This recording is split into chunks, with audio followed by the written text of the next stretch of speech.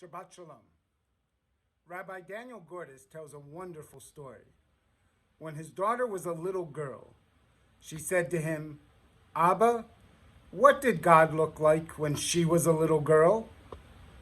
The question took Rabbi Gordis by surprise because he and his wife had always spoken of God in non-gender terms. Yet his daughter assumed that God was a woman.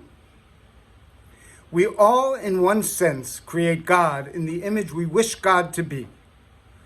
God, who is so far beyond human understanding, we tend to take God and create ways of understanding that limit God, that define God.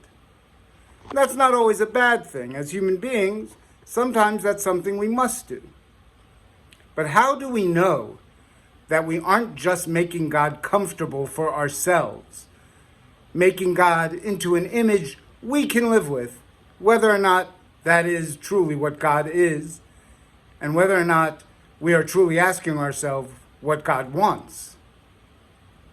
See, the key is to understand God in a way that compels us to continually try to be better, and to understand God in a way that continually makes us wish we were more than we are.